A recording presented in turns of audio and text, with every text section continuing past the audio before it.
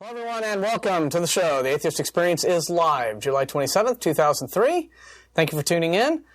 This show is sponsored by Atheist Community of Austin, a nonprofit educational organization promoting positive atheism and the separation of church and state. Martin Wagner, your host, as always. Ashley Perrien, my co-host. Thank you for joining me again. And thanks for watching on another hot and blistering Sunday afternoon. The ACA, just to get through the usual run-through of announcements. The ACA has weekly meetings every Sunday morning at 10:30 a.m. at Hot Jumbo Bagels, which is located downtown at 307 West 5th Street between Guadalupe and Lavaca, except for the first Sunday of each month when we have our lecture series in the Mayor Room of the Austin History Center at 9th and Guadalupe. Next Sunday, being the first Sunday in August, we will have our guest speaker, and I believe it's Klaus Linse. Yes. Okay, so that's I haven't heard anything differently. Yeah. So. All right, good. I keep getting more and more reassurance every week about that. So, and I believe he's talking about anti-aging research. Yes. It should be very interesting.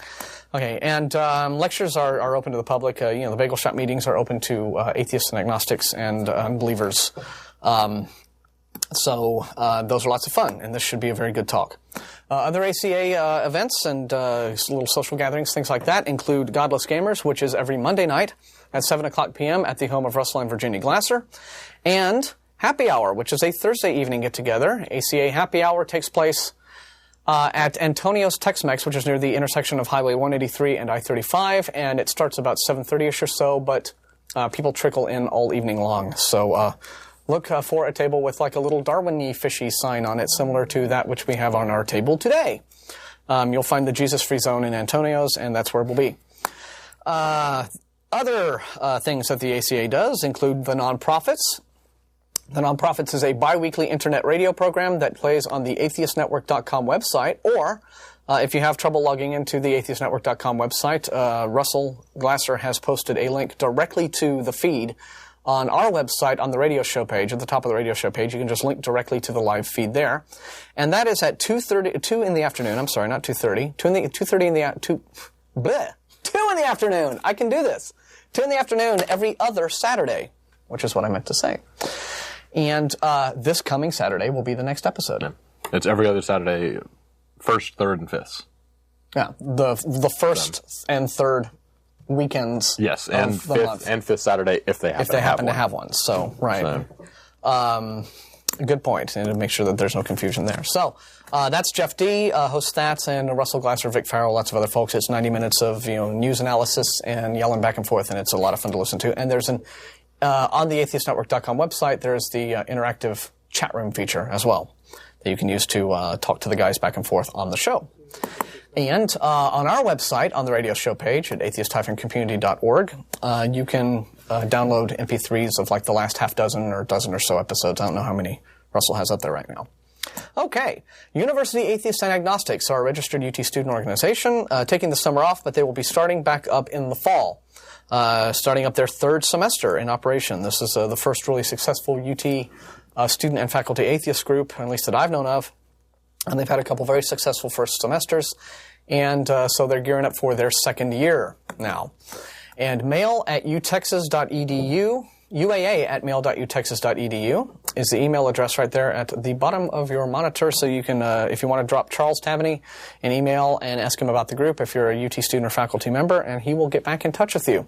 Their meetings will resume in the fall, and as soon as we know what the meeting room and the time and day and place and all that kind of stuff is, we'll let you know everything. Okay, so I do believe that takes care of all of the introductory announcements. We thank you again for joining us. Our website, as I said, for the Atheist Community of Austin is atheist-community.org, where you can learn more about us, and you can, among other things, read a fact page.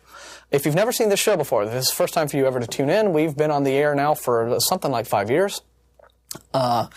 And over the years, we have accumulated a list of the most frequently asked questions that our live callers, our religious callers, call us in with and ask us just basic questions about atheism, what have you. If you've never talked to an atheist and don't know what it's all about, maybe we have answered your question already, and it's there on the website at atheist-community.org, and on the fact page, click on FAQ.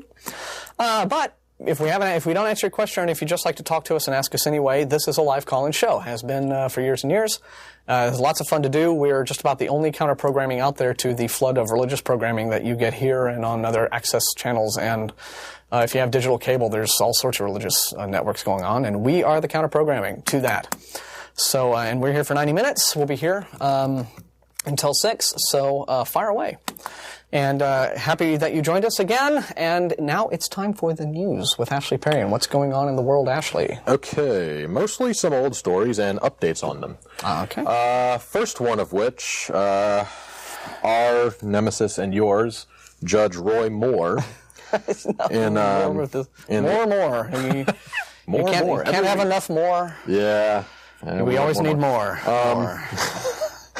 For anyone who has missed the story, up until this point, he, in the dead of night, hauled in this huge, I think it was 2.5-ton granite monument to the Ten Commandments under cover of darkness. He pulled this into the Alabama Supreme Court building. Brought it in the dead of night, sat it in there. Some lawyers in the building noticed it, which is kind of impossible not to do, brought him to court for it, saying that, this is obviously separation of church and state issue. Went to court, he lost, said get it out. He said no, and I'm going to appeal. So they said, okay, fine, you can keep it in there until the appeal. The appeal came and went and said, get it out, you lose. So now what they're doing, and apparently, according to the article, he is not a part of this directly. He was surprised to hear about this. But language that would prohibit U.S. Marshals from removing a Ten Commandments monument was added to federal legislation that has passed the U.S. House and is pending the Senate. This is the U.S. House, not the Alabama? It says passed the U.S. House and is pending the Senate. It does not automatically say. The House voted 260 to 161 late Wednesday for an amendment. Yeah, you're right. That would be tacked on the Commerce, Justice, State, and Judiciary Spending Bill. So they're trying to slip it in through the back door. Oh, yes, right, yes, okay. definitely. The amendment says that none of the funds appropriated in the act could be spent to enforce federal court decisions that Alabama Chief Justice Roy Moore must remove a 5,300-pound Ten Commandments monument from the judicial building. Okay, so here you have a representative. Yes. Okay, from the House trying to pass a bill. Yes. That is in direct contravention of a court ruling. Yes. It's like, well, again, it's one of these technicality things. He says we're not going to spend any money on the court order. Okay. They can still carry it out. Yeah. They just got to get out there and find somebody to do it pro bono or something like that. Okay. I'm sure that the Alabama chapter of American Atheists and Larry Darby would be delighted to go out there. With some SUVs and a couple of block and tackle. And I could see a couple of us getting an SUV and going in there and just yanking out. Okay. If they want somebody to do it for free, I'm sure that any number of atheist or free thought groups would be happy to do it. ACA road trip. Moore obviously said he will appeal to the U.S. Supreme Court about this case. And it was knowing that can drag on forever and ever. Exactly. Right. So in the meantime, this thing gets to stay up however the hell long. Yeah. Exactly. Now, it was very interesting. Someone from, Representative Arthur Davis, Democrat from Birmingham, was a lone dissenter. Of the 6 of the 7 House members, the Alabama supported the measure to prevent the removal of monuments. He was a lone dissenter. I felt, frankly, that it was outrageous in that it would prevent the U.S. Marshal's Office from carrying out a court order. Precisely, yeah. In Alabama, unfortunately, we have a history of a governor 40 years ago who stood in the schoolhouse door in defiance of the federal courts. The last thing we should do is sanction not following a court order. It would set us back 40 years. That's an excellent point. And so, it's kind of the same. Yeah. Let's block change. And what was that governor trying to stop? Yep. School integration. School integration. Right, in order to continue to promote segregation and racism. Another step of progress. Yeah. So. I know. Yep. Change bad. Yeah. So what you're saying is Alabama does not have a track record of embracing progress. They They have to be dragged kicking and screaming into the present. 20th century. Yeah. To embrace ideas like tolerance and abandoning prejudice and bigotry, they have to be dragged kicking and screaming by the federal court system. Yeah. So wow. Well, says a lot about them, don't it? Yeah.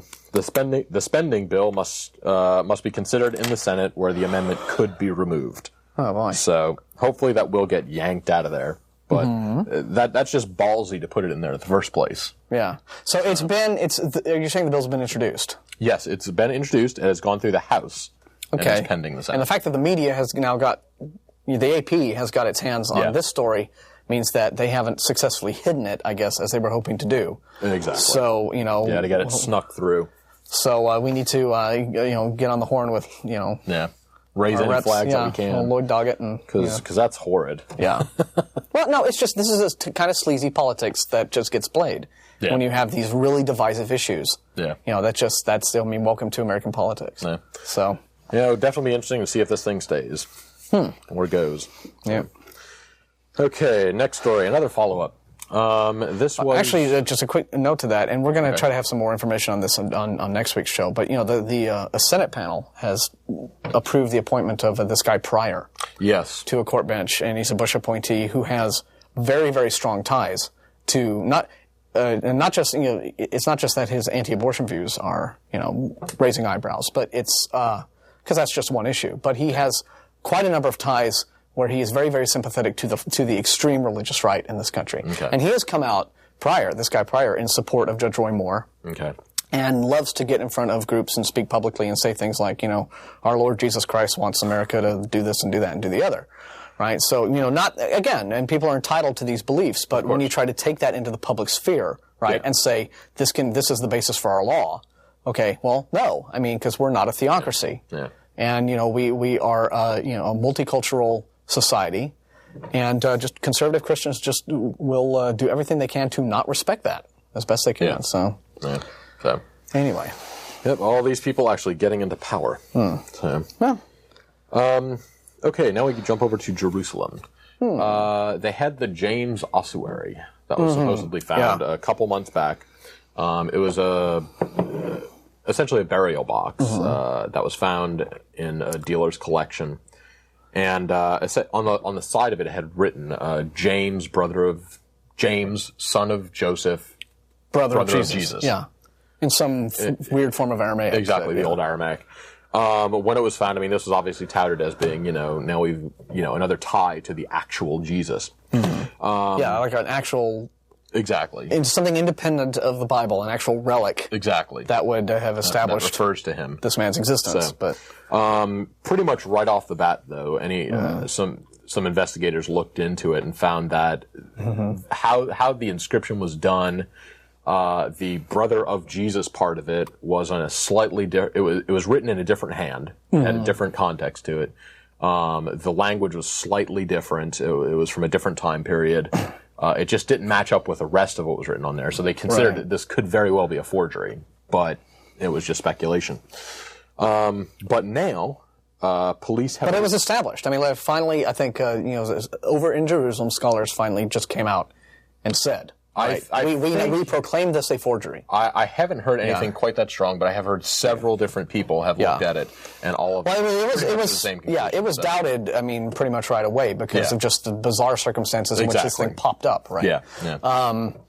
But I believe that, the actual team investigating it, did come out and just...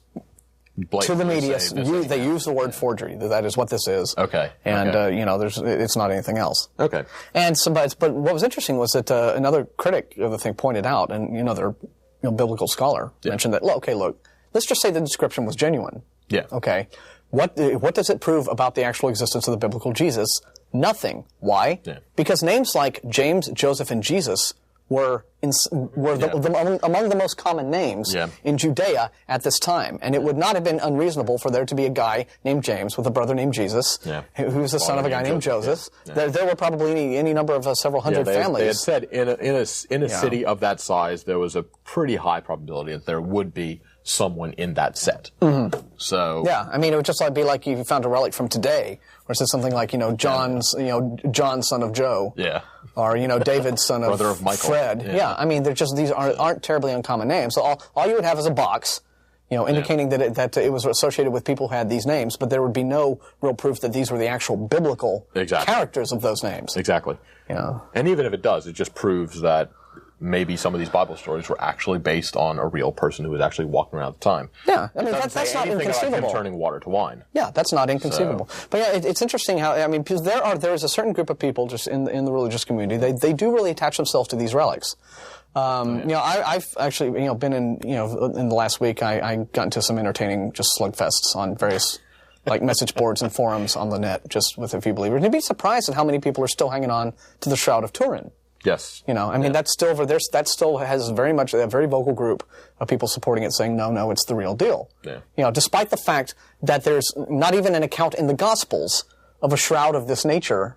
Existing at the time. And one guy explained that. It was pretty funny. He just said, I said, can you explain why then the Gospels doesn't mention this particular shroud in the form that it exists as we know it today? And he said, well, maybe the shroud was there, but the image hadn't yet appeared. Oh, magic ink. Yeah, they ran it over a can for 500 years. It's some delayed reaction photo processing method that God employed, right? So that the image wouldn't appear on the cloth for 1,350 years. And then it magically turns up in some area in Italy, and the image just suddenly appears on it 13 and a half centuries later. But they've kept this rag around for 13 and a half centuries. Oh, sure. Yeah. So, well, I mean, the church that owns it. Just in case. Just in case. So. Well. If there are people out there who will go and look at stains on hospital windows and worship that. Yeah. If they think it looks like Jesus or the Virgin Mary. So. Tree stumps. You're not exactly looking at people who have high standards of evidence that they require before they're willing to bow down to some fetish object, and salivate over it. So. It's not. But specifically for the James ossuary, police have arrested an Israeli antiquities dealer suspected of creating 2 forgeries. Odin Golan also is suspected in connection with a shoebox-sized tablet inscribed with forged instructions for caring for the Jewish temple. In court, police unveiled forgery equipment that said was found in Golan's home, including stencils, stones, and partially completed forgeries. Just sitting around in his shop there? Apparently, we watch TV, he does forgeries. Yeah. Despite the findings, Golan insisted that the artifacts were authentic. He was unavailable for comment because he was in police custody. That would make you unavailable for comment. That kind of does the trick. So they now have somebody who it is suspected that he is the forger. So. Well, if he had a whole bunch of forging equipment, it's... If he had his little how to forge biblical stuff guide on his table, open to biblical forging for idiots. Open to chapter 3, ossuaries, then that would... kind of leaning in that way. This makes me a little suspicious. Yeah. Oh, well. Okay. Today it's easier to catch these things, right? I mean, But like the Turin Shroud, having been forged in the 14th century, it's a little more difficult. Yeah. So. This one just popped up, less than a year ago. So, Okay, another story.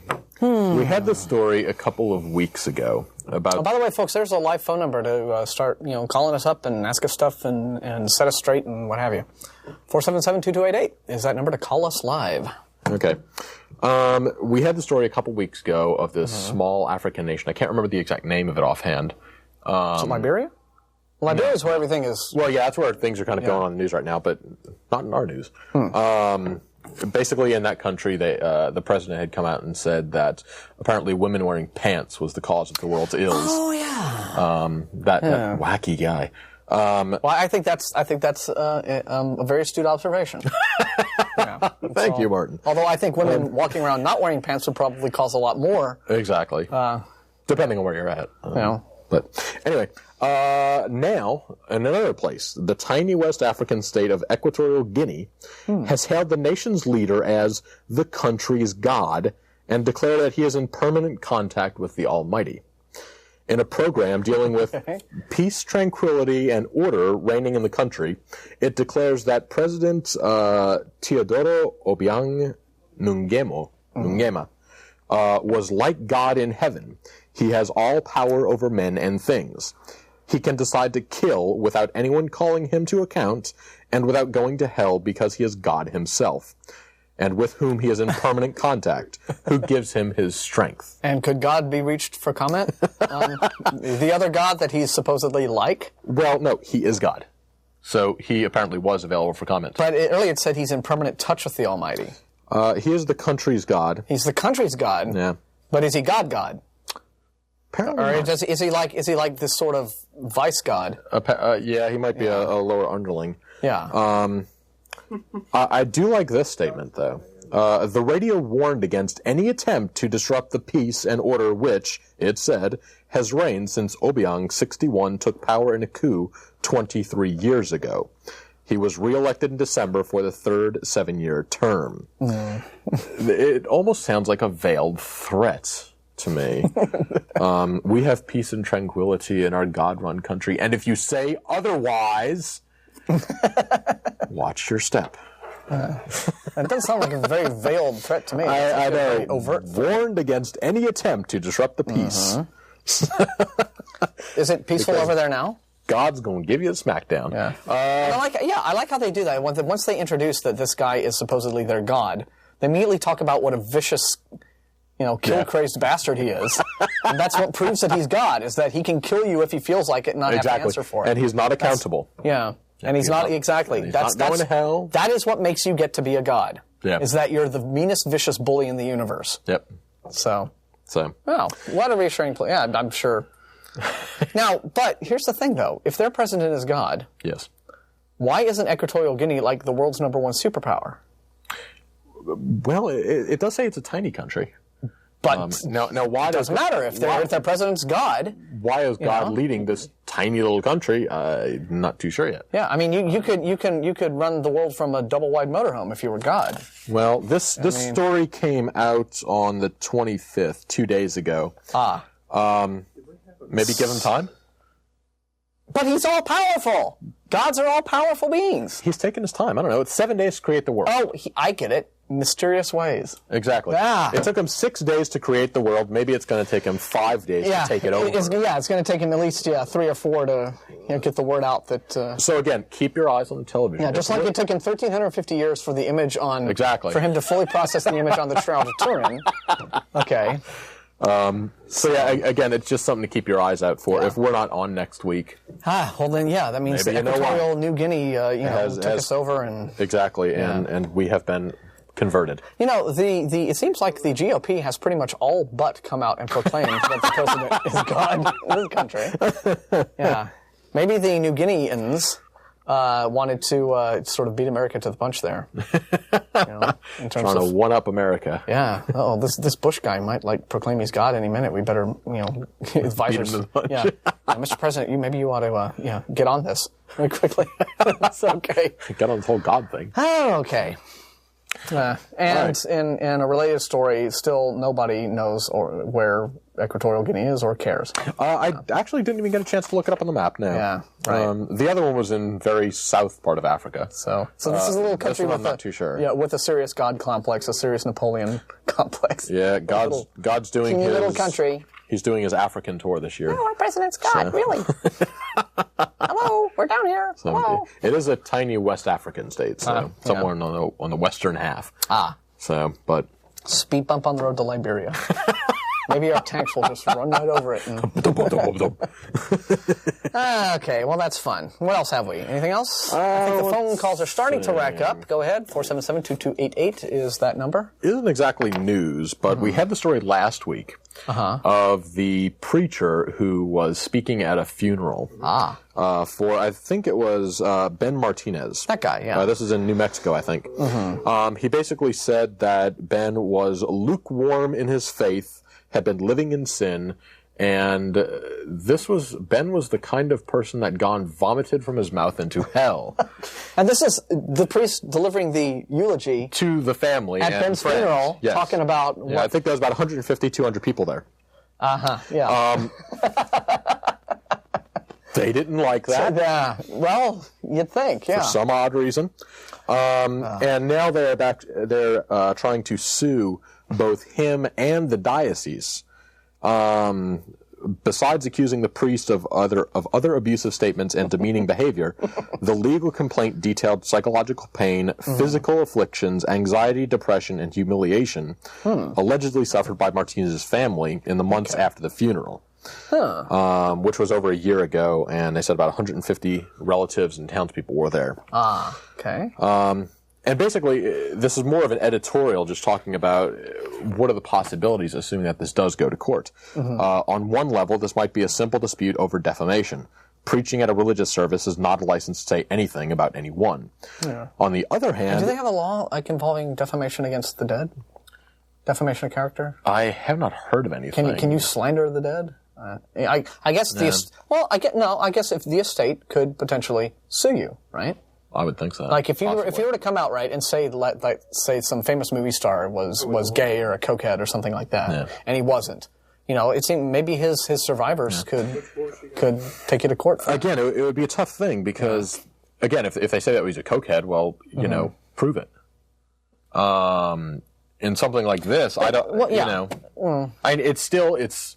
If you're going to say something nasty, this is about the worst time in the world. Oh, well, I'm not. The tact issue is not in question. Exactly. Right? Yeah. But how the law would work with that, I don't know.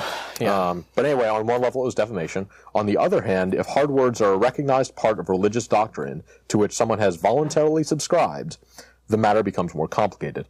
Catholic teaching affirms the existence of a hell as a place of eternal punishment and separation from God, but has never stated that any particular individual are damned, or that the humans could know that any one particular person was going to hell. So yeah, I mean, it's a complicated thing. There's no obvious thing here, but the preacher is definitely one of these people who. During his sermon, he recited the oath of fidelity to all church teachings that he took at ordination, and emphasized the word all. So he is essentially a hard-lining kind of person. But I mean, good grief. Just exercising good taste doesn't... Exactly. Oh, well, this is all very funny, and I guess, we'll see how it pans out. Yeah, I'd definitely like to see, again, what happens to this, because... apart from really bad timing. Yeah. Just not, I don't know how it that's works. the thing that you say in hushed whispers at the wake. Exactly. When if you just didn't like the guy, fine. Don't go to the funeral if you didn't like the guy. I know. Just officiate it. Maybe I'd like to know why he spoke. I'm sure there's some personal drama there, but hey, it's up to them. Most likely. We have a caller on the line. Alonzo is on line 1, so we'll see what he has to say. Hi, you're on TV. How you doing? It's a lovely day out there, huh? Yeah. It's a hot day. No, it's not. Well, right now the sun's somewhere behind a cloud. Oh, that's good. It's kind of shady out there. But anyway, I just got a question. Like, for example, like if you were like, I don't know, like say swimming in the ocean, right? And you're having a good time, and all of a sudden a big tide just came in, and I guess you're about to drown, right? And like you couldn't help yourself. Who would you call for? Like at the last minute, like knowing that you were about to die, you're like, oh man, this is it. Oh man, help me, or would you just say, fuck it, I guess it's my time, I'm gone, or would you say... If there's a ship nearby, I scream my head off for the ship. If there's not a ship nearby, I try to paddle like hell. Yeah, you sit there and you dog paddle like crazy, I guess. But I don't think too many Christians would say, oh, well, I'm going to heaven now, take me. No, I'm just saying, if you're like, or for example, like, if you fell off a cliff by accident and you're going to die before you hit the ground, would you say, oh man, what is it? You probably wouldn't have time to say, I'd probably say, splat. Thump. Yeah, I mean, you probably wouldn't have time to say a whole lot. Right. Okay. So, your question is, do atheists, in the moment of death, out of fear, call upon some divine being. Yeah. Well, most of us have kind of come to terms with the fact that death is a part of life. Yeah. Okay, and we don't think that there's an afterlife, and we don't think that there is any sort of a divine being up there looking after us. So I don't think that as a general rule, you would tend to get, and it's not to say that people don't get scared, right? But if you get scared, if you're in a situation that's very, very scary, you look for either for ways out of it, or you just don't do the scary, dangerous thing in the first place. You don't put yourself into a situation that's high risk. Yeah. And if you do, you make sure that you exercise all caution and that you behave sensibly. And if accidents happen, they happen, and they're a part of life. But let's just say that. You bring up a very interesting point, which is that I think what religion has done very, very successfully is that it's, nobody wants to die and everyone wants to be safe and protect themselves. And the idea of being confronted with your sudden, imminent, violent death is a scary thing. Mm-hmm. And I think that religion trades on the fear of death and through, promoting ideas like there's a heaven that you get to go to if you're a good person and there's a hell that you go to if you're a bad person. It just reinforces that. It reinforces that fear and that dependence upon religion to sort of, assuage, to tamp down the fear just a little bit. But it's still there. So. One more, so I guess you don't believe in, demonism and witchcraft or, you know what I mean? Supernatural stuff, people trying to cast spells, and no. Oh, that you don't believe in? I mean, I'm a Hispanic guy, right? I'm Mexican, whatever you want to call it. Mm-hmm. And, down in Mexico, down there, that, even here in the U.S., there's people, I mean, that shit is true, Down there, that shit, witchcraft is true, Well, I know that there are people who practice that belief. And actually believe in it. Just like there are people who practice, various different forms of Christianity. There are something like 2,000 different religions in the world. We know that there are people who are down there who really do believe that stuff happens. But do I think that any of them actually do magic? No, I don't. Oh. So, sorry. Yeah. Okay. Well, anything else? Yeah, on the dollar, it says, in God we trust, so President, everybody, so far, I guess, believes in God, right? The President says in God we trust, whatever. So I guess you're saying that he's wrong too. I mean, Well, we don't think that should be the national motto. We think that the national motto should be turned back to what it was originally, which was out of many one. E pluribus unum was the original Latin motto of America, and that's a very inclusive motto. I mean, that includes everybody: whites, blacks, Hispanics, Christians, Jews, Muslims, non-Christians. Everybody. Out of many people, one country. That's what the original motto was. And in God we trust is not a motto that brings everybody together. It's a motto that splits you up into different groups. It's a very divisive motto, and so we think that we should get rid of it. Well, that's our opinion. Well, I guess I'm out of questions. I can't see. Okay, well, that's why we're here. You can ask us questions. I mean, that's weird. I mean, I can't believe. I mean, me personally, I do believe in God. Mm-hmm. I sin, do bad stuff, but at night I pray to him, forgive me, Mm-hmm. I mean, even though, I might die, I might not go to heaven, because, I was sinning, like an hour earlier, Mm-hmm. But I'm just, you gotta believe. I mean, there got to be, there is a God, man. Well, we don't have to believe. Yeah, we believe things when the evidence warrants belief, and right now, in our opinion, there's not enough evidence to warrant belief. Okay. Well, we got other guys on the line, so you want to ask us anything else, just call us up anytime. We're here every Sunday. Okay. Take care. Great prayer. So who's next then? Trey, on 2. Hi, you're on the air. Thank you. I just wanted to ask a basic question first. What do you mean by atheism? Atheism is the lack of belief in any gods. Atheists do not believe in any gods. Okay. How do you know that that's true? How do you know atheism's true? Well, again, atheism is disbelief. So there could be gods. We'll need to see the evidence. If there's evidence out there to persuade us that we're wrong, then we'll accept it and we'll stop being atheists. Yeah. Slight difference. We're not saying there is no God. We're saying we don't believe in it. Mm-hmm.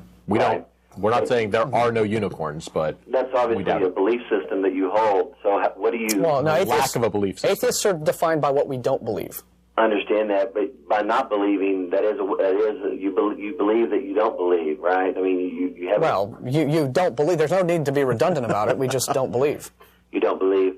No, an atheist is somebody who doesn't believe in any gods. Now, an atheist, in addition to that, can have other beliefs of a different nature, right? I mean, there are atheists who are objectivists. There are atheists who are conservatives. There are atheists who are liberals. There are atheists who follow this, that, or the other different sort of personal philosophy or political ideology, what have you. But what atheism pertains to specifically is gods and the fact that we don't believe there are any. And atheism doesn't have anything to do with anything else that an individual might believe on top of that. Like if you're a liberal and you think that there should be abortion rights, or if you're a conservative and you don't think that there should be abortion rights, well, that's a separate issue. That's like a socio-political belief, but it may or may not have anything to do with whether you are an atheist. So you don't use anything to verify your lack of belief, you just... Well, it's the fact that we have not been presented with anything in the way of compelling evidence from believers. But we're here on this show to debate with folks. And what about the resurrection of Jesus Christ? Was that a fallacy, or was that what happened there? Was Jesus a real person that existed and that really raised from the dead, or where do you go with the resurrection? I think that the resurrection is a legend. I think that Jesus may or may not have been an actual historical person. I don't think that's actually that big an issue. Some atheists do make a big issue out of it. I think that it's very highly likely that there could have been an actual historical person, either named Jesus or something else, but the person who it was who inspired what ended up becoming the Gospels, who went around, did his teachings, and got crucified maybe, and what have you. So, I think that it could be very likely that there may have been an actual historical Jesus. As far as any of the supernatural claims or the miraculous claims, I think those are legends. Have you researched the resurrection of Christ? Because that seems to be Christianity stands or falls based on the resurrection, and even Paul said, without the resurrection, there's no Christianity, but with the resurrection, that verifies the message and the life it teaches of Christ. So, have you both done research on the resurrection of Christ?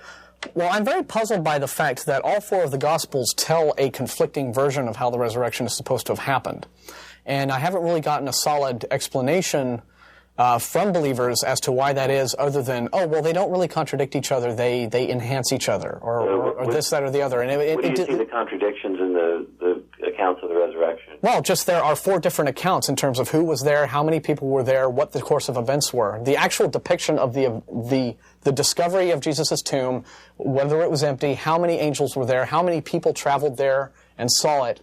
All four of the Gospels have a different version. Seems that four accounts with four different perspectives of it would actually give validity to it being a true account, rather than if they all said the same thing, you'd kind of think, well, this was a collaboration. These were four men who wrote, we believe under inspiration of the Holy Spirit, but that seemed to verify the fact that the resurrection took place and not doubting it. Are you sure? I mean, have you heard of things called urban legends? Yeah. Well, let me ask you this. People tell stories all the time, and stories get spread around and end up from different sources and being told over and over again. And they're very, that's a common thing that happens in culture. So, do you believe that, we would hold that the disciples gave their life for the belief in the resurrection. So you would have to rewrite a lot of history so we got guys like Peter and Paul who are dying for their belief in the resurrection. So obviously they believe it happened. Mm-hmm. And so you've got... But strength of faith in a belief doesn't really mean all that. It doesn't prove anything. There were a lot of people who had faith that there was an alien spaceship behind Hale Bopp, and they died for their beliefs. I understand. Does that make it true? Well, I'm saying these are eyewitness accounts of...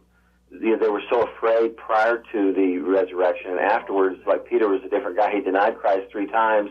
Then after the resurrection... you're talking about Simon Peter.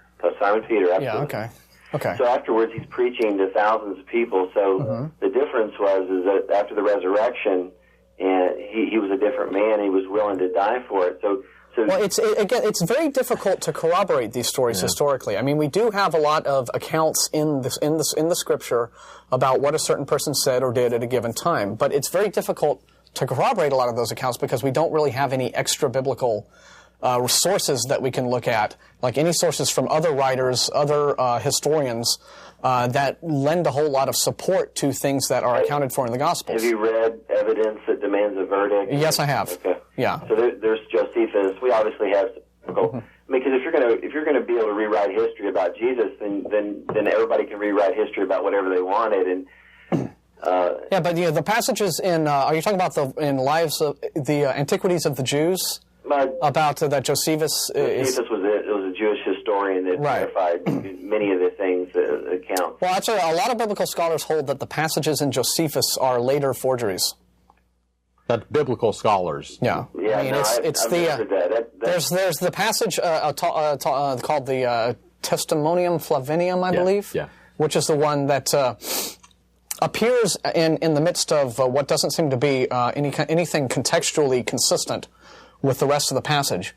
And another reason that a lot of biblical scholars don't trust the passages in Jesus is there are a couple of reasons, in that other first-century Christian writers don't reference those passages. Oregon is. Josephus wasn't a Christian. That's why. No, but what I'm saying is, it would be ridiculous for Christians to quote someone who is a secular historian, a Jew, to prove their thing. Why would it? What does it matter? If it's evidence, it's evidence. Well, what I'm saying is that there is secular evidence. There's more evidence that if you were to die today and you were to go, there's more evidence that's tracking that Jesus was alive and that he lived and that he died and rose again, and then you.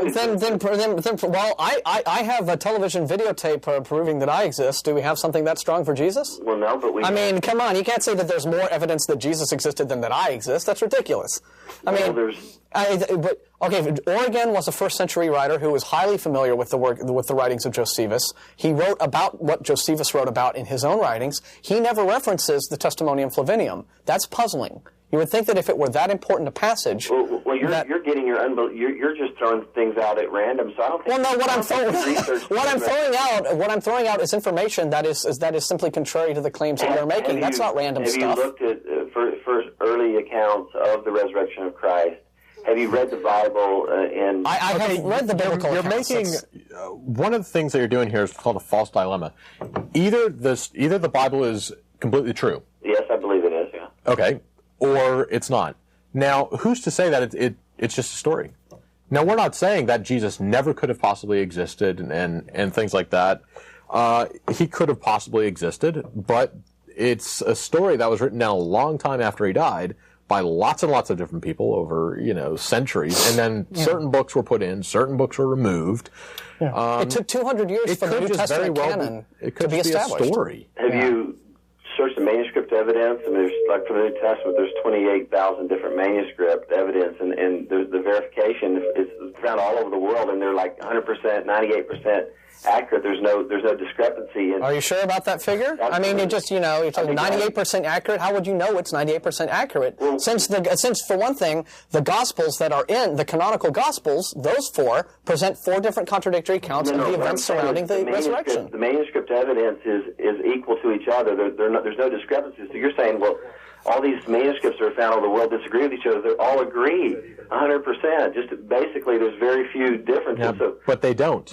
Yeah, I mean, there are heretical differences. There are the Gnostic texts, which are considered heretical by the Orthodoxy. There are the Manichaeans. I mean, it took until about the year 150 for Christianity to establish its orthodoxy. Anyway, so it's well over a century before, after the time that Jesus is supposed to have died, for the Christian religion to establish an orthodosy. So in that time, there are all sorts of different Christian traditions. It just didn't have any enemies, and once the enemies came about, they said, okay, well, wait a minute. What do you mean it didn't have any enemies? Christianity didn't have any enemies? They weren't forced to say this is the canon. Everybody obviously knew what the canon existed. Well, no, obviously everybody didn't, because you had the Gnostics over here, you had the Manichaeans over here, and you had the Orthodoxy, and everybody is saying that everybody else is a heretic. The church has always done that. The church has always... So you can't say that they're in 98% agreement with each other. No, here's what I'm saying. You're not understanding what I'm saying. They found these manuscripts all over the world. Are you with me so far? Okay. And the manuscripts they found in one country agreed with the manuscripts they found. The actual words that were written down were the same. So what I'm saying so you're saying exactly the same words written down. I'm going to need that to be backed up very strongly. You're saying that two completely independent sets of manuscripts were found thousands of miles apart, and the words were exactly identical. I'm saying yes. I'm saying thousands of manuscripts have been found all over the world that are copies of the New Testament, and they're in agreement with one another. So what I'm saying is, the text of the New Testament, we're not in doubt what it said. We know there's so many manuscripts that verify it more than anything in history, more than any book in history. No, I think you're looking at it very selectively, because I don't think that it's that clean. I don't think that the record. I don't think that I don't think it's that easy to confirm. Well, would you like to look into it, or are you just going to throw it out? Hey, I'd be delighted to look into it. Okay, that'd be good. Any document. Hang on. It's at least 100 years after Jesus. Yeah, I know. Guys, we're getting other people around who are trying to comment. I'll handle the callers, guys. Let me just ask you a personal question. But look, here's the thing. Just before you get into that, and I'll answer you.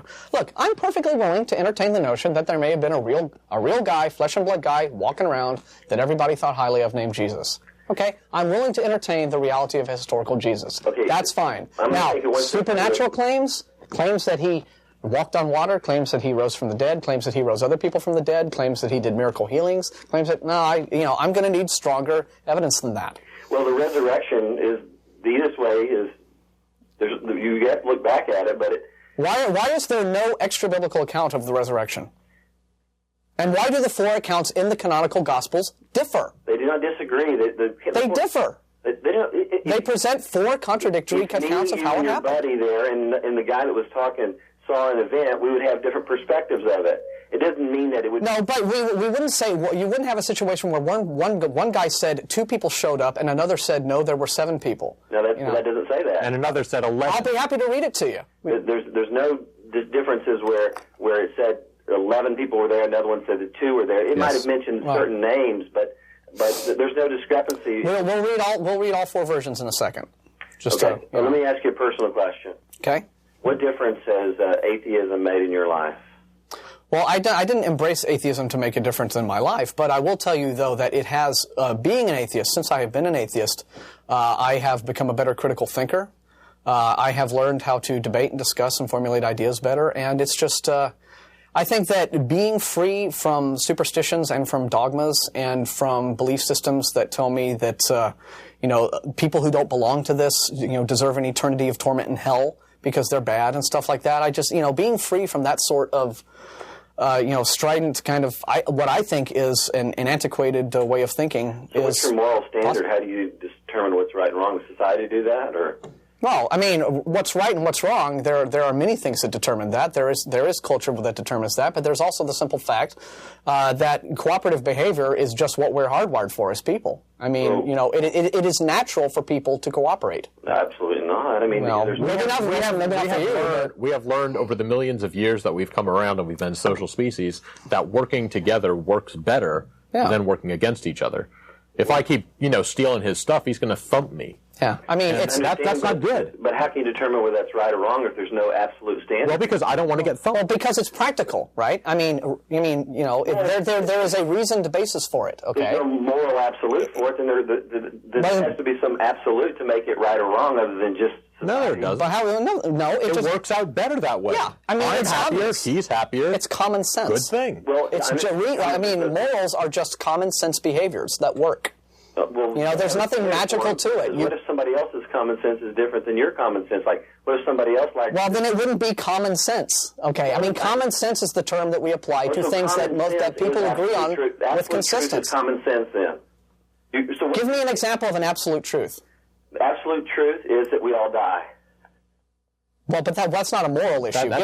Give me an absolute moral truth. The absolute moral issue is that it's wrong or sin to steal. Thou shalt not steal. That's a moral absolute. Okay, I work for the CIA, and I know that Al-Qaeda is planning to blow up 500 schools across America, and I am under deep cover in Pakistan, and I penetrate one of their cells, and I am in a position to steal their plans and their videotapes and their information of who their agents are in America so that the authorities can arrest them. Now, you're telling me that it's an absolute moral wrong for me to steal that information? I'm saying that... No weaseling. Is it right or wrong for me to steal that stuff? You just said it's a moral absolute that stealing is bad. Absolutely. So I should not steal something that could protect the lives of thousands of American children. Because it's a moral absolute that stealing is wrong. It is a moral absolute that stealing is wrong. Okay, so then I should not steal the stuff that will protect my country from a massive terrorist attack. Well, maybe it would be not considered stealing at that point. Okay. You could photocopy it and bring it back. Well, so then it's not I see. So I should photocopy it. I should find my nearest Al-Qaeda guy, say, may I use your copier, please? You can't really pin down moral absolute. So for you, it's okay to steal. No, that hurts the other person. It's not okay for me to steal when it's like clearly a situation where it would be wrong. Standards, but what if... Wait a minute. I just gave you a situation that was a specific situation of stealing. Is stealing enemy documents of a terrorist attack similar to like stealing a watch from a department store? No, it's not, I don't think.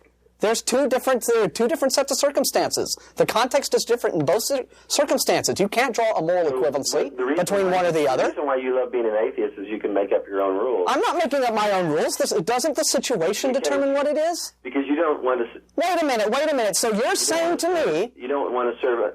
Atheism is a smokescreen for you wanting to lead your own life and not be under the rulership of God, thinking that you could somehow... No, that is such complete bull. Hang on. Because one thing... I'm sorry, Mark. No, go ahead. Here's the situation. Here is the situation. Right. What the Christians typically believe is that you should be good because God has laid down these rules. No, that's wrong. Okay. Well, wait, you just said there's essentially this is how it is. You both have messed it up totally. Essentially, yes, I think we have messed your argument Essentially, up. this is how it usually works out. No, that's not Christianity. Okay, we have to be good to please God. Let me finish finish here. He lays down these rules and said, here's what you should do. Don't kill, don't steal, blah, blah, blah, blah, blah. Now, if you don't do that, if you follow these rules, then you will get to go to heaven. You get a big prize and reward at the end, and everybody's happy. If you don't, then you burn in a lake of fire for all eternity. That's assuming that it's real. Now, if I, on the other hand, I don't subscribe to that belief. I have the idea that I should work with other people in general, because if I do, it works out better for me, and it works out better for them. We're both happy. If I follow that, everyone's happy. If I don't follow it, then somebody else is going to beat the snot out of me. Right. That's bad. Yeah. Okay, but it's actions having consequences is the basis. Exactly. But both of you today, I've been watching your show for 51 minutes, and both of you have totally messed up what Christianity is. Both of you. But we've been asking you. Okay, let me. I'm asking you. Is it morally wrong for me if you think stealing is an absolute issue? Is it morally wrong to steal something from an enemy of the nation who's going to commit a vast terrorist act on our soil? Is it wrong or is it right for me to steal information that will protect my country? Is it right or wrong? Can I tell you what Christianity is first? No, you can tell me whether it's right or wrong. I'm trying to get down to moral absolutes. It's always wrong to steal. So it would be wrong if I worked for the CIA and I had information in my hand that is going to save the lives of 10,000 Americans, and if I steal it and I forward it to the CIA, they can protect me and they can protect Americans, they can arrest the people who are going to do this, and they can thwart a terrorist plot. You're saying that it's wrong to do that? I'm saying it is a moral absolute. I believe in the Ten Commandments that it is wrong to steal. So by extension, it's wrong. Okay, then you are not a moral person, sir. Martin, let me tell you both have missed what Christianity is. You just said that we shouldn't stop terrorists if it involves stealing. But listening. Here's Christianity. Christianity is you, Martin, and your friend, is it Ashley? Yes. And that none of us can keep the commands of God.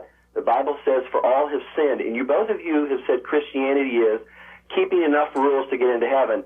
And it's just the opposite of Christianity. Christianity is... So do you believe in heaven? No one can keep the rules.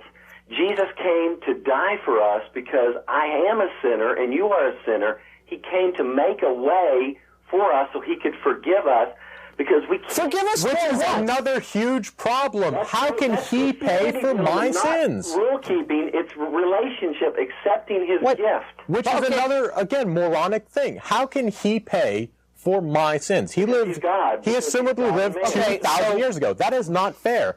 I can't go out and kill somebody and say, oh yeah, by the way, my dad's gone to prison for it. Hope you don't mind. No, God can determine that. He can put his sin on his... Okay, but wait a minute. What's the point? But wait a minute. Okay, we've already shot down your moral absolutes. What I want to understand is, are you saying that? Is it wrong? Would it be wrong for you to kill your buddy? Kill my buddy? What reason do I have no reason to do it. There's nothing rational about doing it. Okay? Is it wrong? Would it be wrong for you to kill a man who is standing over your wife holding a big knife, raping her? Would it be wrong for you to kill that man? I would throw him out of the way and what if you had to? What if it was him or your wife?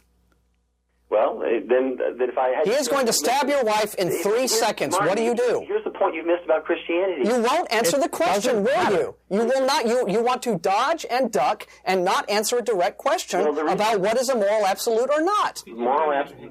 There are many absolute.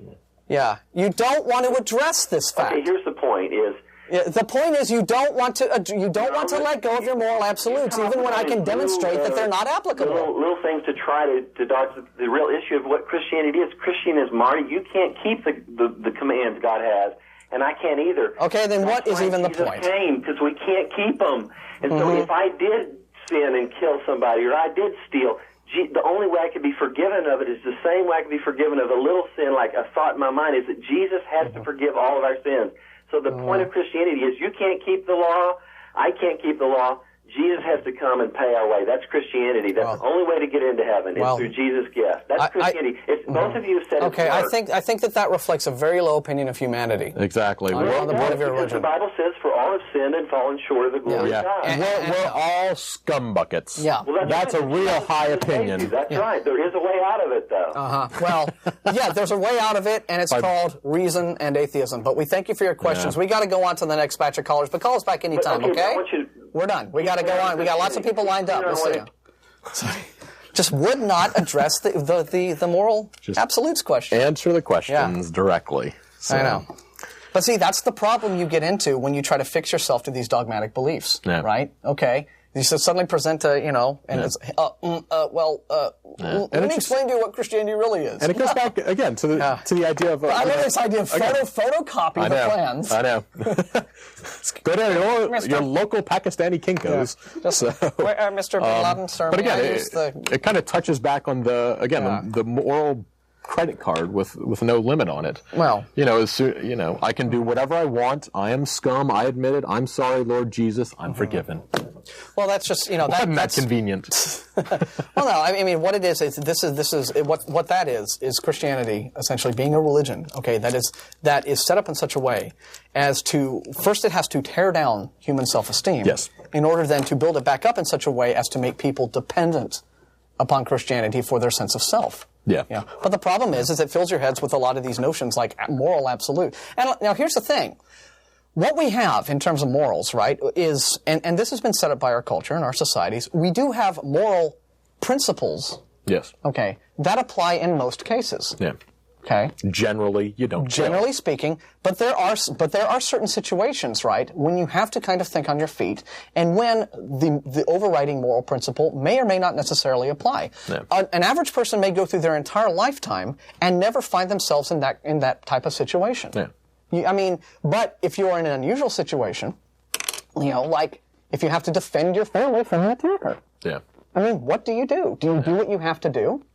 And this whole idea of a God who is so inflexible about his idea of moral absolutes, right? Yeah. That he would not allow you, that he says, no, you absolutely may not steal, even if by doing this thing, you're an agent working for your country, you're trying to protect your country. You're going to save 100,000 lives. You can steal information. No, that's a moral absolute, and you're a sinner if you do. It's just crazy. It is just completely crazy, and it's just, and as you saw, he wasn't able to defend it, and he tried to, hem and haw out of it. So it becomes an indefensible, being that inflexible in your views is, you find yourself trying to defend the indefensible. Yeah. I wonder if Alfonzo will defend the indefensible. He's been holding for a very long time, very patient guy. Hey, thanks for holding. Hey, man. How can I sign up, man? It's a tiresome thing trying to dispute this mystery God thing going on. And man, it's fun, though. These people, man, they call and they already commit to one religion. They're already left all the way on one side. And, what that does is limit them to address issues objectively. And when you're a Christian, you can't read the Quran. You can't read all these other teachings. And so they pick up one book. They read half of it, or it's regurgitated to them. Half of them haven't even read it. It's just been told to them.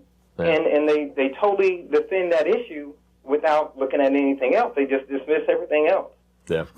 Yeah. They have complete faith in their beliefs of their book, and they kind of fail to realize that 100 years ago, people who were following following Greek gods had just as much faith. People who are following Buddha have just as much faith as they do. But they don't want to address those issues, and they're not as well read. They don't want to look into anything, Buddhist and all this, because that takes away from the preacher's money. You know what I'm saying? And so they have to give their 10%. Yeah. But in particular, I wanted to draw everybody's attention to, Lucifer, the whole story where this guy allegedly sat on the right-hand side of God at one point, and even he told God, hey, man, what the hell? and so here I am as a person who hasn't seen these waters being split, no one walk across the water and stuff like this. If an archangel watched him create all this, told him, hey, man, I got beef with this. then who am I as a person, blood and flesh, to listen? Yeah. Yeah, how dare you pray to God and ask him to change his master plan? I mean, Satan just walked right up to him and said, "Hey, man, I'm not feeling it," and took some angels with him. Yeah. And you as I understand, if God is truly omniscient, right, and sees past, present, and future with absolute certainty, okay, then it occurs to me that he would have known that Lucifer was going to plan this big rebellion. Why make him? Okay.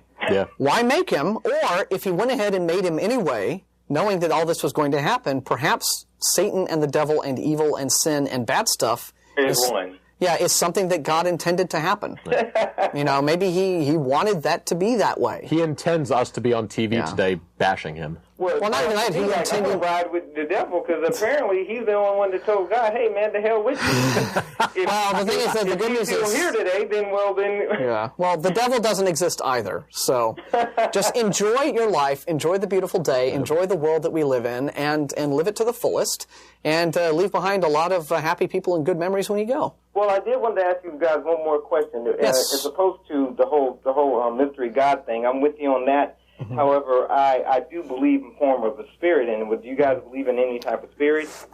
Well, not in the supernatural sense, but, I understand. I have a lot of friends who we talk about things like, what it means to be spiritual and what have you, and I usually hear, I'm aware that people have emotionally fulfilling experiences that tend to be experiences that are very special to them in their lives, and that sort of. I know that we have emotions, and I know that we have times when we feel very, very up and very, very pleased with the way that our lives are going, and very inspired to go and make things even better than they are. And so, if you want to, and when you hear people use phrases like, "Oh, well, the human spirit will."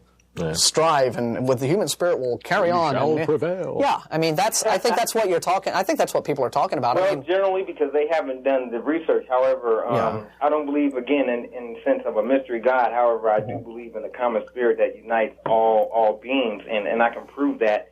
And I would give you an example, and challenge you guys, I guess, in the future to build on that and to research that.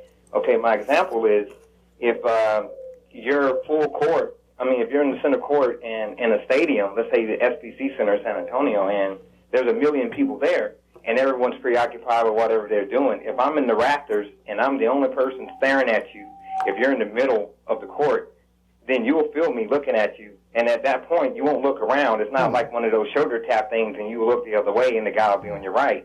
You'll look directly at me. And that's a phenomenon that you are able to tell when someone is staring at you. And it bothers you. Yeah. The trouble with that though is that there have been times where I kind of get that weird feeling and I look over and somebody's watching me. But I've also had a lot of times at work when I get that feeling and I look around and nobody's there. Well, maybe you just didn't see who it was. because if you felt that somebody was looking at you for real, your spidey sense. You know what I'm saying? If those claims become, if you can form an experiment and that is repeatable. Towards this whole being stared at phenomenon, where people can perform an experiment under a controlled situation, where you can then get repeated results. Then I'll be willing to really look at it even further. Well, so we'll have to do a lot of basketball games. I've done it with a friend of mine, and there's all kinds of strange phenomena. There's like deja vu. There's all kinds of interesting mental phenomenon people experience. But if you want to say that if there's a way to prove it, then I'm all for doing the being stared at experiment. We'll book a big stadium. We'll book a big stadium. We'll get 10,000 people in there, and then we'll put you up in the rafters, and you can stare at me. And if I detect you 9 times out of 10, if I feel your eyes, scratching my scalp or something, then we'll look at it. But I think it's a whole chi thing. I guess maybe you and your guy there, you guys can do it together. I've done it with a guy, and actually, I've had 4 out of 6 people. And I guess the other 2 weren't in tune, or maybe that says they didn't have a spirit. I don't know. Well, we'll see. But either way, y'all keep up the good work, man. Well, thanks a lot for your call. We appreciate it. No problem. Take care. Yep. The chi thing, I'm saying, it's another spiritual deal that I'm just not quite sure about. Yeah. But that's. Let me see. You know what? I can pull all this together, but it's going to take some time. But essentially, we had talked to our previous caller, Trey. Oh, yes. Who challenged us on the differing resurrection accounts. And essentially, what you have in Matthew, you have Mary Magdalene and Mary, who's Jesus' mother, coming to the tomb. And as they arrive at the tomb, there's this big earthquake. And then the angel appears before the two of them and rolls the stone out from in front of the tomb while they're watching. Okay. So both of them physically see this happening. Okay. And then they are announced that, they're told by the angels, Jesus has arisen, what have you. Now in Mark, it's a little bit different. And like I said, these Matthew, Mark, and Luke don't tell terribly different accounts, but they're different in certain particulars. The gist is the same. Yeah. But... Well, in Mark, for example, in Mark 16, what you have is Mary Magdalene and Mary, Jesus' mother, showing up, along with some woman named Salome, who brings spices. And they show up, and when they get there, the stone has already been rolled away. There's no account of an earthquake. It says, they show up and say among themselves, who will roll away the stone from the door of the tomb for us? And then when they look up, it's already rolled away. And then they enter the tomb, and the angel is inside. And he tells them, don't worry, you're looking for Jesus, but he's risen, so, just wanted to tell you that. So that's the account as far as Mark is concerned. Now Luke, again, is yet different in the particulars. Let me get around here.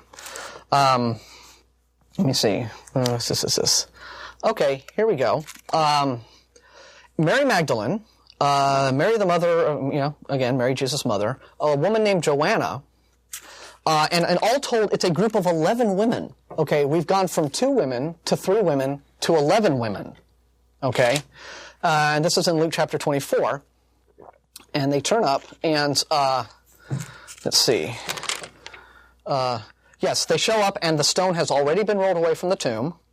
They go inside, and there are 2 angels inside the tomb now. Now we've gone from 1 outside to 1 inside to 2 inside. Okay. Now those are minor differences, and somebody could probably argue, well, it's just different in the details. It's not really all that important. Okay. But inspired by all-powerful God. Yeah. But now John is, well, again, yeah, it does. It at the very least makes the argument for biblical inerrancy a little shaky. Okay. But now John is the most different of the bunch. Okay. And in that one, Mary Magdalene goes to the tomb by herself. Okay, there's no one else with her. And the stone has already been rolled away. This is in John 20. And then she goes and she finds Simon Peter and a different disciple who is unnamed. And she thinks Jesus' body has been stolen. She says, they've taken away the Lord out of the tomb, and we don't know where they have laid him. So Peter, he goes with the other disciple, and they go in, they see the linen cloths lying there, but he doesn't go in the tomb, Simon Peter. So Mary Magdalene turns up, sees the tomb open and deserted, goes, gets 2 disciples, they come back, they investigate, and then the disciples leave. He says then the disciples went away again to their own homes, but Mary stood outside the tomb weeping. And then, after the 2 disciples have left, she looks up and she sees 2 angels in white sitting, one at the head and one at the other of the feet, where the body of Jesus had lain. Now that is a wildly different account of just in terms of who showed up, what the course of events were. Okay. Yeah. Now, if you're not a biblical literalist, this isn't really a problem for you. Yeah. And if you're not somebody who insists this is the divinely inspired word of God and another being, but in the particulars, okay, they're different enough to promote the idea that this could very well be similar to something like an urban legend, right? Yeah. Like the dead boyfriend, right? Hanging from above the car, and in one version it's they're out there necking, and girlfriend says, I'm nervous, and so boyfriend walks off and he goes. Okay, so my mic missing. Sorry about that. And so, so he goes and he leaves, and then, time passes, and, in some versions of the story, the girl gets out of the car, in some versions she doesn't get out of the car, in some versions the cops show up and say, all right, walk slowly to our vehicles, but don't turn around and look behind you. And in some version, it's the entire boyfriend's body hanging above the car, and his feet are scraping the roof. In some versions, it's his severed head on the antenna, which I like the best. That's my favorite one. He's like impaled on the antenna, he's bopping back and forth, like one of those Jack-in-the-Box things. So, but these are stories that could very easily have been circulated, and we also know from other historical accounts, that tales of miracles and tales of divine happenings and magical powers were commonly passed around concerning people like Roman emperors. Yeah. Romans legionnaires out on the field, would hear these stories about how, Claudius, was on a mountaintop and a golden sword came down and an eagle flew over his head 3 times, and that's how we knew we were going to defeat, the British. And these kinds of stories went around. This was common in that kind of culture, in a sort of primitive, pre-technological, ancient culture. So nothing in that on you. So again, there's enough room for, I think what they call in court, a reasonable doubt. Yeah. In terms of the accuracy. Okay, but I just wanted to do that because I told the other guy that I would read the accounts, and I didn't want to say I was going to do something and not do it. Who's been holding the longest? The very patient fellow named Sebastian. Hey, thanks for holding. Yes. Y'all have been talking about division between people, but aren't you encouraging that by calling yourself atheist? Well, the only thing that we are really in division from is religion. I mean, that's what it means to be an atheist is that you don't believe in God, and therefore you're not a religious person. And so beyond that, that's not really divide. I mean, I'm personally, I consider myself a humanist, and I think that we would be much better off as a species if we all got along more and got rid of these creeds and these ideologies and these belief systems that serve to divide us. I hear you. But by calling yourself atheist, just like you said, you're in division to those that would believe, and where there's division, seems just naturally that there's conflict. But we would like to at least get our view out there and let people make up their minds and hear a different viewpoint mostly. I mean, atheism is not something that, church is going to tout and say, well, you can be an atheist if you like. Not going to happen. And so getting another viewpoint out there, let people see that there are people that don't believe, and that's always going to be a good thing to have, more ideas in the playing field. Yeah, and on this show, we encourage people to call up and we debate with them, and we try to get them to think about what their beliefs are, and encourage them to think on their own about to ask us questions and to debate with us, and we think that that's good overall. I think just encouraging a free debate is a good thing, isn't it? Sure. Okay. Yeah, to be able to talk objectively without any labels. Surely, that has to be done. But unfortunately, we're a society composed of labels. It's very hard to get around that. Yeah, I mean, people do attach names to things in order to identify things. That's just how we organize ideas. But an atheist is, if you don't believe in God, an atheist is just what you are. Well, I don't just believe or disbelieve. I think just trying to disbelieve or prove someone else wrong is just the same as believing. Well, no, I don't know that I don't think it's just the same. I think it's the opposite. I mean, disbelief is the opposite of belief. And so... Yeah, but you're still playing a two-parted game, I mean... Like, how? In what way? I'm not sure I understand what you mean. Well, someone believes something, and you're trying to disprove it. So really, you're doing the same thing. Well, but you agreed with me a few minutes ago that having free debate about topics is a good idea. So, no one is compelled to want to... You can really have a free debate if you come from the angle of a label, such as atheism. But Christians... They're coming from a label of saying God exists. Yeah, from theism. I mean, political parties come from debate each other from conservative label on this. Again, names of things are just that's just what people do. I mean, people have named things ever since the invention of language. I don't think that there's any real reason to put too much importance on that aspect of it. And it's also important to point out that a lot of times we're not going to convert anyone. No one's going to convert us. We're not trying to, really. We're just trying to get people to think about their own beliefs. Yeah. And they get to think about it, but also a large part of this is just for the audience, too. You have one person on the side who's saying that there is a God, I know it for a fact, and he's, done all these great things listed in the Bible. We're here saying, no, it doesn't. It's all stories, and here are the reasons why we think that. The third person who's sitting at home on their couch can say, look at the two and make their own minds some kind of decision from there. Make up their own minds. But just like you said, I mean... trying to raise questions from an objective standpoint. Well, we don't. Okay, first off, we don't. The irresponsible, people that believe in these things. Well, here's the thing. Well, let me explain two things to you. First off, it sounds like you misunderstand. And not that you're trying to attack these people We're not here to attack other people. But subtly, by saying you're atheist. Well, let me. That's not very subtle. I mean, we're proud of it. Let me explain something to you. We're not. That's Sebastian. The requisites for another group. Sebastian. Okay, we're not trying to be. I think that's a misunderstanding you might have about the show. We're not pretending to be objective here. I mean, we do have a bias, right? We're atheists. We don't believe in God. We don't believe that religions are true, and we don't hide that bias. Okay, so we don't pretend not to be coming from a particular opinion where the veracity of religion is concerned. So we're not here to be this objective clearinghouse of ideas. It's an atheist. Now, we do we have the phone lines open for folks like you to call us up and challenge us about stuff if you want.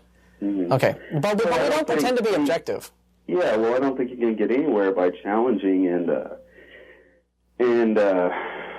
No, we get people to think about their ideas and their beliefs, which is always a good thing. Yeah. Even if they walk away feeling stronger in their beliefs, at least they've thought about it critically, rather than just, going along with whatever they thought yesterday and never bothering to question it because it must be true. Yeah, I mean, if you agree that healthy spirited debate is a good activity just for people to be engaged in principle, then then we're sort of on the same page with that, and that's really all we seek to do on the program. Well, debate's all right, but I just don't think it's good. I mean, if the house is on fire, you don't have time to debate. I mean, none of us are on our deathbed and going to find Jesus. I'm not sure I understand what are you driving at. Well, some people would look at the world and look at the many nationalistic divisions, religious divisions, so forth. And would say that, we live in pretty dark times. I mean, the whole world, a lot of sorrow in the world, a lot of the... That's always been the case, though. Yeah. Oh, yeah. Well, I don't think... Yeah, I mean, this has been going on for a millennium. Okay. Or more. Many millennia. It's right. And my view is that as a humanist, one thing that I think it certainly wouldn't solve all the problems, but... I have to acknowledge the fact that you look at a lot of woe and strife and warfare and divisiveness in the world, and you do see the fingers of religion stirring the pot. You have fundamentalist Islamists on one hand, and these are the guys who are the Al Qaeda guys, the plane crashing guys, the suicide bomber guys.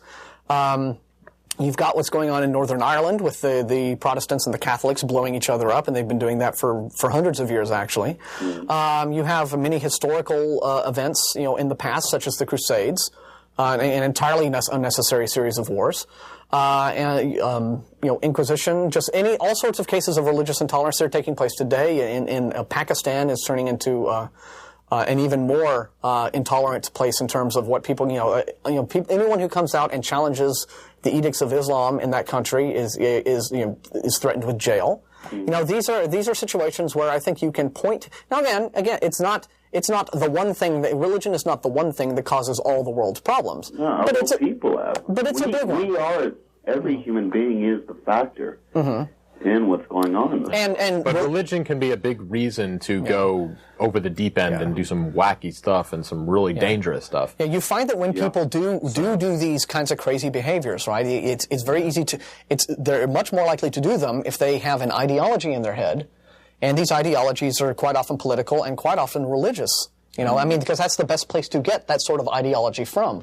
That allows you to think, okay, these people are, these are the blasphemers, these are the heretics, these are the infidels, and we can pretty much do what we want to them because God has told us that we're His chosen people, and again, and this is a minor, not all religious people remotely think this way. It's only a very small minority, but it only took 19 guys. September 11th a couple years ago to do what they did. You don't need to have, among the believer population, a huge number of kooks for religion suddenly to become a problem. It's lack of debate and tolerance that breeds extremism. Like say, good point. In America, we have a lot of freedoms. We can have our TV show like this. And typically, there aren't going to be too many people who seriously say that we should be stoned to death. But we couldn't do this show. We couldn't do this show in Pakistan. Exactly. If we were in Pakistan or one of these places where you cannot, debate religion, There is a God. He is written down in their holy book, and if you question it, you're going to get stoned. That's not a safe situation. So it's a very dangerous thing. So debate is, like I say, debate's good. Yeah. It just lets everybody Hooray, calm America, down a little bit. where we can do this. Yeah. So that's my view. All right. So, thanks a lot. We got to go ahead and go on to our next caller, okay? But we appreciate you calling and giving your point of view, all right? All right, thanks. Take care. Thanks for calling. Russell has been holding forever and a day. Hey, you're on the air. Hey, well, I've just been dying to call ever since that Apologetics guy called you earlier. Mr. Absolutes? Yeah, I can't remember whether he was an evidence that demands a verdict guy or he was. a carpenter guy, but I knew that he was reading straight out of something because I could just follow the script right along with it. So you're saying he had the book open right in front of him, the McDowell book? Yeah, that's what I think. Who knows? I mean, we don't know that. And while he was around, but then you did such a good job of it after he hung up and during. What were you reading from anyway when you were reading all those Easter contradictions? Oh, I was reading right from the Gospels. Yeah. I opened the Bible up right to Matthew, Mark, Luke, and John and read the four, different accounts I always like to use Dan Barker's book as a reference on that. And, one of the things that the apologetic script says is, they always say, well, bring up a car accident. If two people were watching a car accident and one says the car was, dark green and one says it was dark blue, then... that doesn't mean that they didn't see it. It just means that they saw it from slightly different perspectives. Right. Yeah, that's fine. But if one of them said that the accident happened in New York and one of them said the accident happened in Chicago, you'd have a good reason to believe that they didn't actually witness the same event. Yeah. And also, you would not claim that the people witnessing an accident would not claim that their account of the accident that they witnessed is part of the divine word of an all-powerful being. Yeah. Right. There's another problem there. You could say that the words are being transcribed by fallible humans, right? Which is what they say sometimes, but other times they say the Bible is the perfect word of God. Yeah. Pick one. Right. See, that's the only thing. That's the only thing that I draw criticism towards when in bringing this up and bringing up like these differing details in terms of things like the resurrection accounts. Right. I mean, it's like that's fine if you want to look at it as a position of. From the position of, okay, well, this is a story that did get witnessed by different people. They may have slightly different accounts, but that doesn't prove it doesn't happen. And that's fine. And I can accept that as a general argument. Except that they're not even slightly different. I mean, John is radically different. One of my favorite contradictions between the Gospels is that in one of the books, Jesus appears to the disciples in Galilee, and in another one he appears in Jerusalem, which is 100 miles away. So you could go through all kinds of contortions to justify that. Oh, well, the disciples, they were in Galilee, but then they got on their horses and rode really fast until they got to Jerusalem. Yeah. And then they met him again. Yeah. But again, I mean, if you look at the resurrection accounts, right, and as they are written in the Gospels, okay, and you see the difference, it's very easy to imagine a situation, right, in which let's say Jesus is crucified, right? And then after a few days, he's taken down, he's put in his tomb, okay? And then someone steals his body. Or maybe even his disciples, one of those guys steals the body. Or something. And then a story gets passed around through this culture that, we went to the tomb and it wasn't there, and I saw an angel, and he told me all this incredible stuff, and there is no way independently to confirm the supernatural claims. Again, like I said, I'm not going to make. I don't that he wasn't buried there in the first place. I mean, just there's again this whole idea that there may or may not have been a physical human being, an actual man named Jesus, who did some stuff and inspired the gospel stories. I don't think that's a terribly big issue. I'm willing to entertain. Sure, there could have been, but. When you start making supernatural claims and claims of miracles and claims of rising from the dead and claims of this, that, and the other, I'm going to need a lot stronger sources than that. I'm going to need independent corroboration because extraordinary claims require extraordinary evidence. Right. Okay? And when you have... And what we have in the Gospels is very, very far from good evidence. And the resurrection account in particular, in the way in which they differ in the little details, is extreme. It's almost identical to the way in which urban legends take shape. Yeah. And you get pretty much the same story popping up in different states about, the cat in the microwave or this or that or the other. And it's, but it's a story. But they all have little differences, but it's still just a story that gets told so often that it suddenly takes on a life of its own. Right. Yeah. So it's impossible to confirm. Yeah. There was one other thing I wanted to say when he got off on his absolute morality kick, which is. Well, we made short work of that, but what? We made short work of that, but yeah, obviously, but I mean, it's such a typical cop-out that when you trap them in a situation where it looks like the Bible morality doesn't really work all that well as they thought it did, they always fall back on the position of, oh, well, I didn't say that we could perfectly follow the Word of God. Yeah. It's a dodge. I mean, Well, he was doing everything he could to not answer the question. What would Jesus do if he were in a Pakistani cave and he found... Right. What would Jesus do in that situation? The point isn't whether we can be perfect followers of the law. It's, I don't think you have any clue what the law is because the things you're saying are just lousy ideas. Yeah. And I don't see what kind of morality can come, from just following a list of rules. Yeah. Blindly following the law. Right. And also, at the last minute he threw in that, lucky Jesus forgives us, which of course completely negates the claim that Christianity can make you a moral person because, hey, if I can go ahead and kill people and then just, sorry, Jesus, will you forgive me? Sure. Yeah.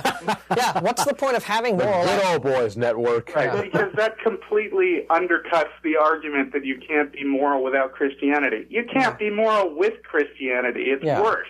Yeah, and it completely negates the whole notion of there even being moral absolutes, if no one can possibly uphold to them, which makes even having them pointless, and then if Jesus forgives us for what we do anyway. So why even, with a belief system like that, argue for the existence of moral absolutes? It's a waste of time.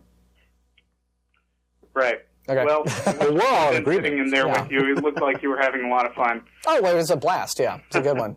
I love the long silences after I ask, well, it's still absolute. I love it when guys like Trey call. I know that and I want, we like getting called. We're not there to I'm hungry. We're not there to, we're not trying to ridicule people in personally and everything like that. I mean, this is the kind of call that we want to get because, this is the sort of thing that encourages critical thinking.